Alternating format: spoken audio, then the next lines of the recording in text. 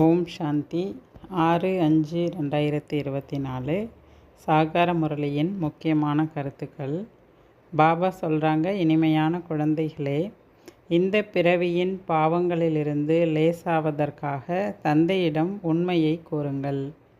மேலும் முற்பிறவியின் விகர்மங்களை யோக அக்னியிலால் அழியுங்கள்.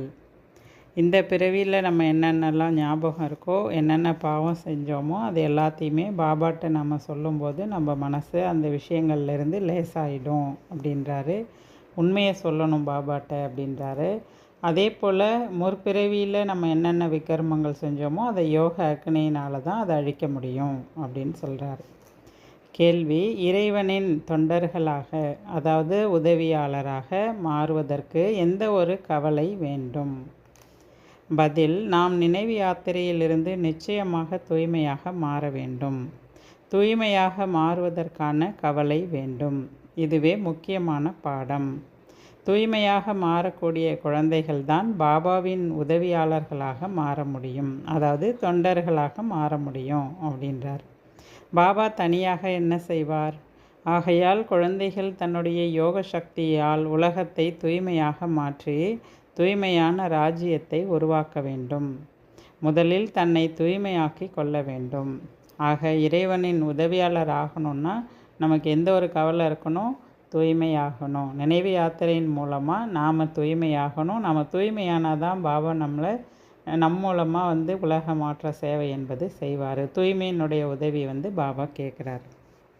ஓம் சாந்தி. நாம் பாபாவிடம் புத்துணர்வு அடைவதற்காக செல்கிறோம் என்பதை நிச்சயம் குழந்தைகள் புரிந்து கொள்கிறீர்கள். சென்டருக்கு செல்லும்போது இவ்வாறு நினைப்பது கிடையாது. பாபா மதுபனில் இருக்கிறார் என்பது குழந்தைகளின் புத்தியில் இருக்குது. அப்போ மதுபன் போகும்போது அந்த ஃபீலிங் இருக்குது, நாம் புத்துணர்வு அடைவதற்காக போகிறோம். அதே டெய்லி சென்டருக்கு போகும்போது அந்த ஃபீலிங் வர்றதில்லை அப்படின்றார். பாபா முரளி சொல்வதே குழந்தைகளுக்காக தான். நாம் மதுபனுக்கு முரளி கேட்பதற்காக செல்கிறோம் என குழந்தைகளும் புரிஞ்சுக்கிறாங்க.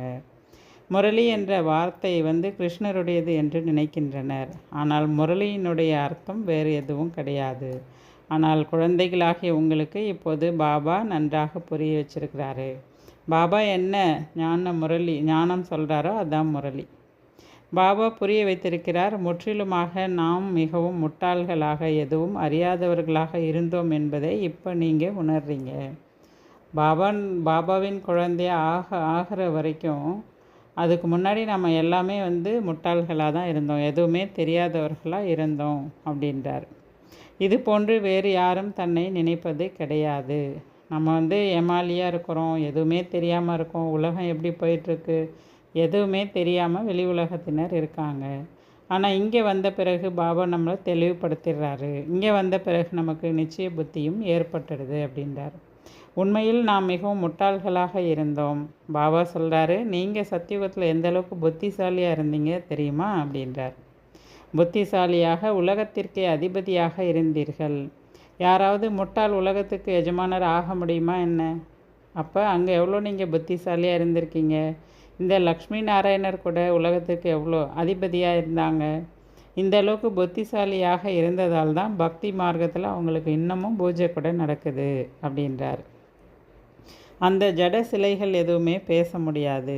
ஏன் சிவபாபாவுக்கு கூட தான் பூஜை செய்கிறாங்க. அந்த ஜட சிலை ஏதாவது பேசுதா என்ன அப்படின்றார்.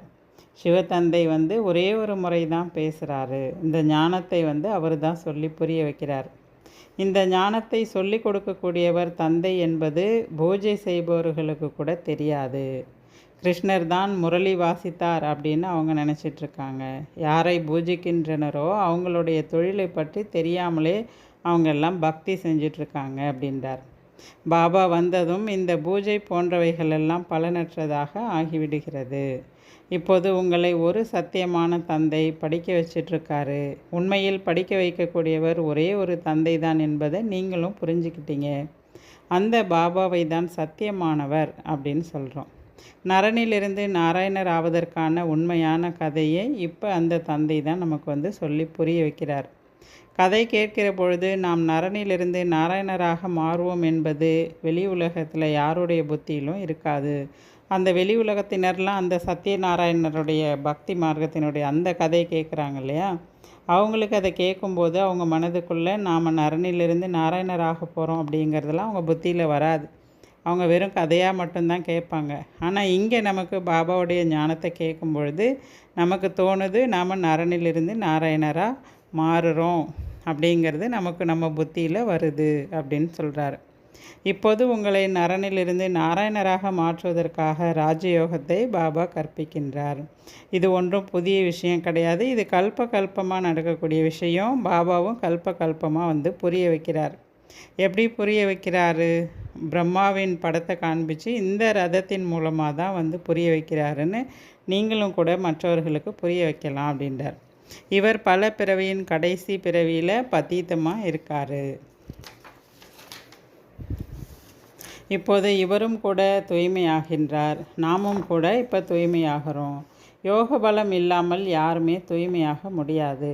விகர்மம் விநாசமாகவும் ஆக முடியாது. பாவ கர்மங்களும் அழியாது.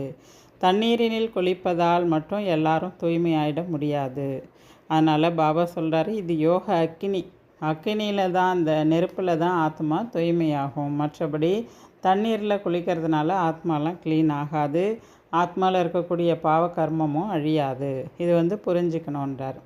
தண்ணீர் நெருப்பை அணைப்பதற்காக இருக்கின்றது, நெருப்போ எரிப்பதற்காக இருக்கின்றது. அப்போ விகர்மத்தை விநாசம் செய்வதற்கு தண்ணீர் ஒன்றும் நெருப்பு கிடையாது. ஆகையினால நம்முடைய விகர்மம் விநாசம் ஆகணும் அப்படின்னா நாம் போய் கங்கை, காசி, காவிரியில் குளிச்சுட்டு வந்துட்டால் ஆத்மா க்ளீன் ஆகிடும் அப்படிங்கிறது கிடையாது அப்படின்றார். யோக அக்னி மூலமாக தான் ஆத்மா தூய்மையாகும் அப்படின்னு சொல்கிறார். அனைவரையும் விட அதிகமாக இவர் குருக்களை பெற்றுள்ளார். யார்? பிரம்மா பாபா. சாஸ்திரங்கள் கூட அவர் நிறைய படிச்சிருக்காரு.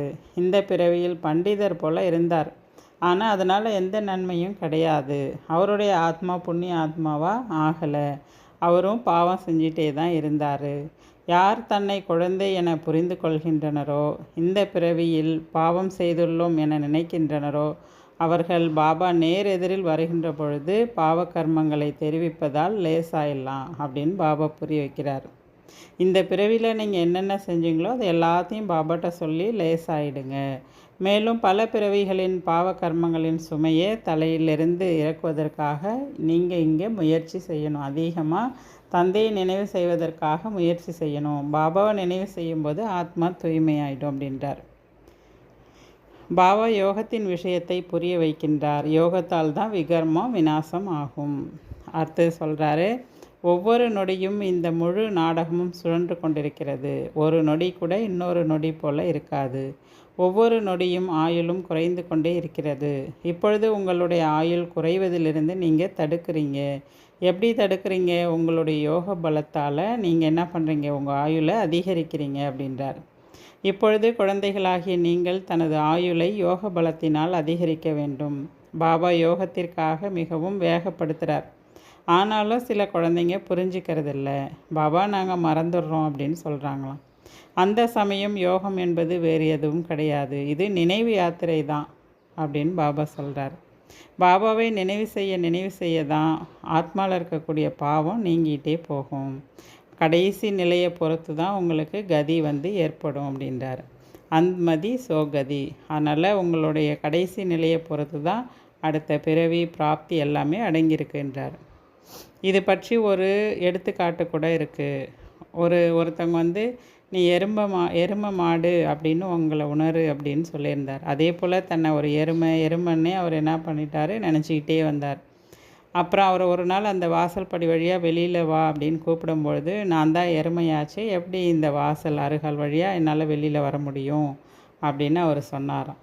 அதனால் பாபா சொல்கிறாரு, இது ஒரு உதாரணத்துக்கு சொல்லப்படக்கூடிய விஷயந்தான். ஆனால் உண்மையாகவே நீங்கள் ஆத்மான்னு உணரணும் அப்படின்றார். அதே போல் அவர் எப்படி தன்னை எருமைன்னே உணர ஆரம்பிச்சிட்டாரோ அதே போல் நீங்களும் கூட தன்னை ஆத்மான்னு உணரணும். அதனால் பாபா இந்த உதாரணம் எதுக்கு சொல்கிறாருன்னா, நம்முடைய நினைவு எப்போவுமே நான் ஆத்மா, நம்முடைய தந்தை பரமாத்மா, அந்த நினைவில் தான் இருக்கணும். எப்போவுமே நம்மளுடைய நினைவு பாபாவை தான் சார்ந்து இருக்கணும் அப்படின்றார். எப்படி அவர் தன்னை எருமையாகவே பாவிச்சுக்கிட்டாரோ அதே போல் நீங்களும் கூட ஆத்மா பரமாத்மா அந்த நினைவிலே இருக்கணும் அப்படின்றார். இந்த நேரத்தில் பாபா என்ன புரிய வைக்கின்றாரோ அதுவே பக்தி மார்க்கத்தில் பண்டிகையாக கொண்டாடப்படுகிறது. எத்தனை மேளா திருவிழாக்கள் நடக்கின்றன. இந்த நேரத்தில் எது நடக்கிறதோ அவைகள் பண்டிகைகள் ஆகின்றன. நீங்கள் இங்கு எவ்வளவு தூய்மையாகின்றீர்கள். மேளா திருவிழாக்களில் எவ்வளோ அழுக்காகிறாங்க. நீங்கள் இந்த சந்திப்பு மூலமாக என்ன ஆகிறீங்க, தூய்மையாகிறீங்க. அவங்க போயிட்டு அந்த மேளாக்களில் ஒன்று கூடி அழுக்காகி தான் வராங்க அப்படின்றார். இப்போது உங்களுடைய புத்தி இரும்பை தங்கமாக்கும் புத்தியாக இருப்பதால் அனைத்து வேலைகளும் ஈஸியாகிடுது.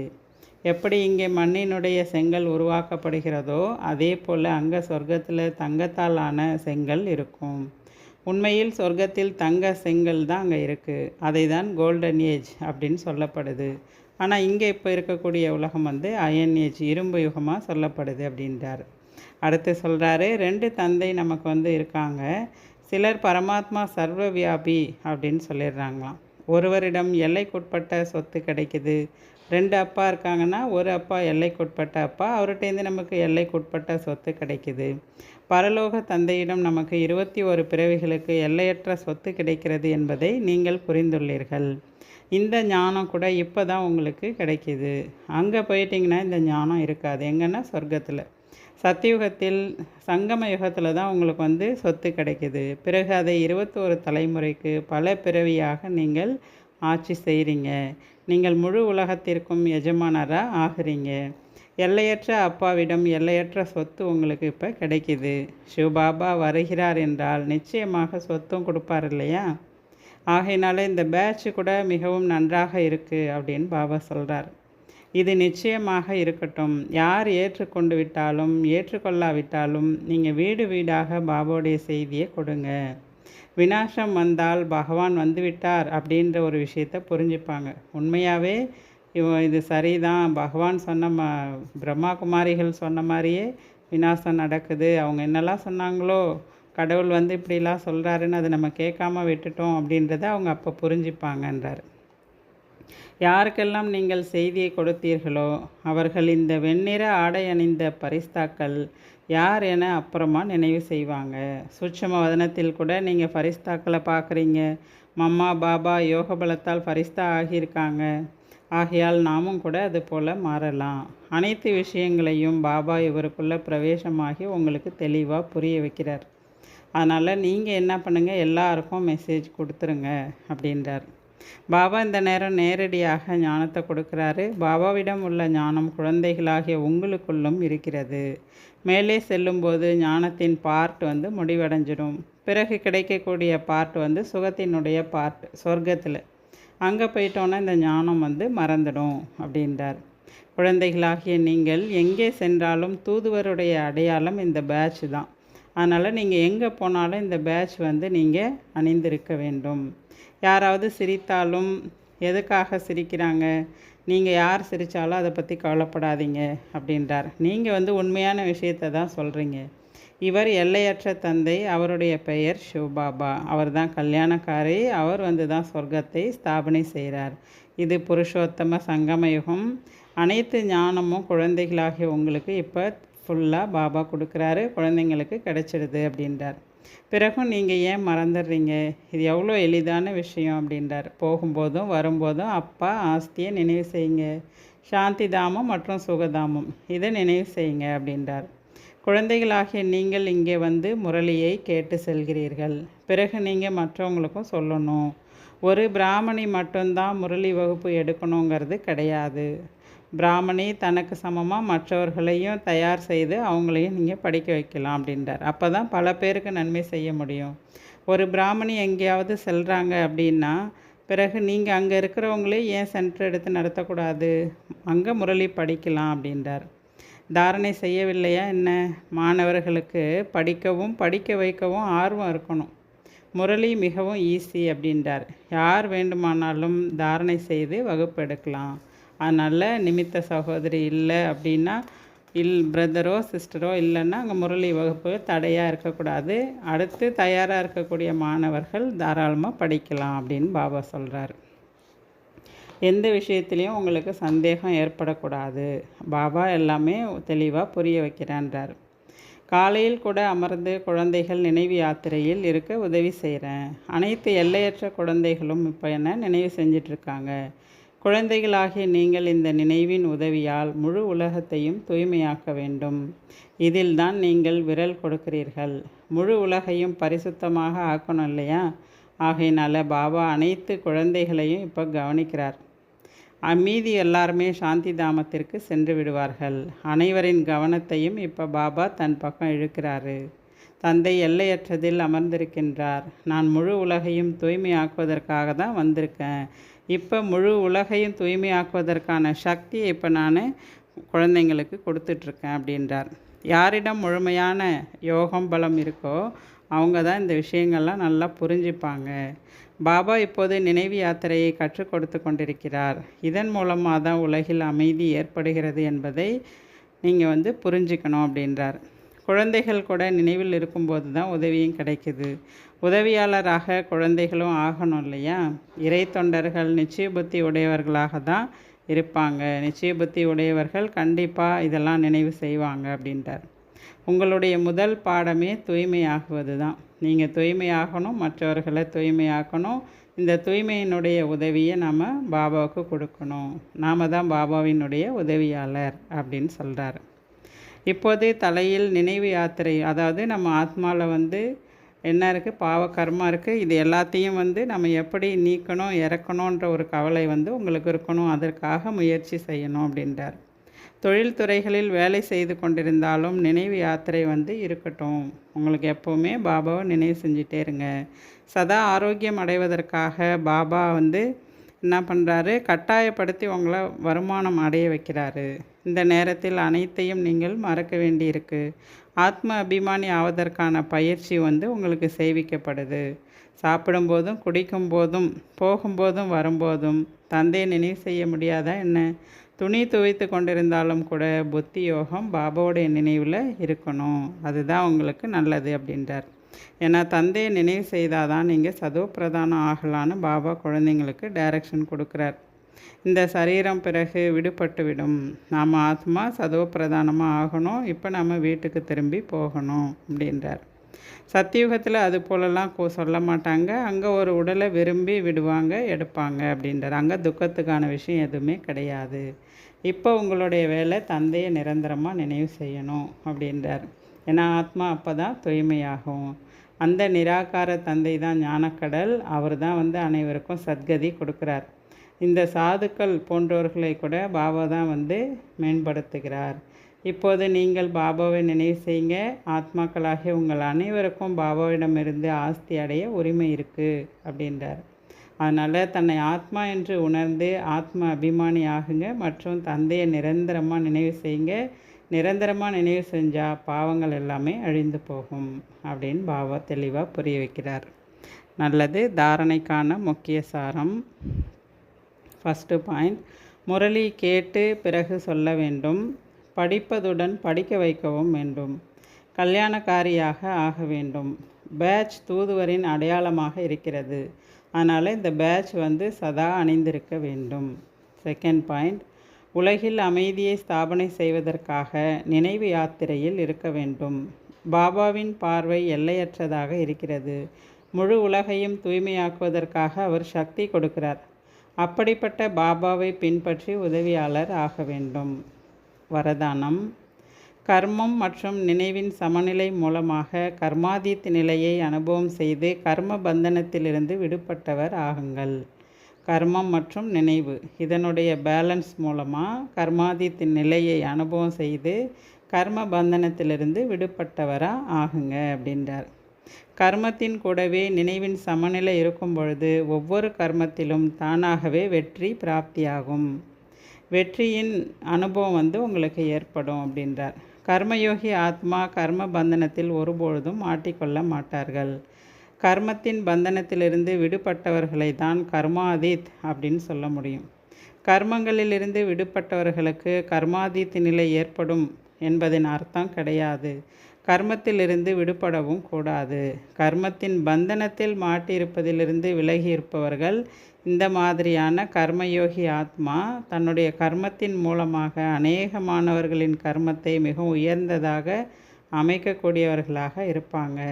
அவங்களுடைய ஒவ்வொரு காரியமும் பொழுதுபோக்காகவே இருக்கும். கஷ்டத்தின் அனுபவமே ஏற்படாது அப்படின்றார். கர்ம பந்தனத்திலிருந்து விடுபட்டவங்களுக்கு இப்படிலாம் இருக்கும் அப்படின்னு சொல்கிறார். அப்படிப்பட்டவங்க தான் கர்மாதீத நிலையை அனுபவம் செய்ய முடியுன்றார். ஸ்லோகன்: பரமாத்மாவின் அன்பு மட்டும்தான் காலத்தின் மணியாகும். இதுதான் அமிர்த வேளையில் எழுப்புகிறது. நல்லது. ஓம் சாந்தி.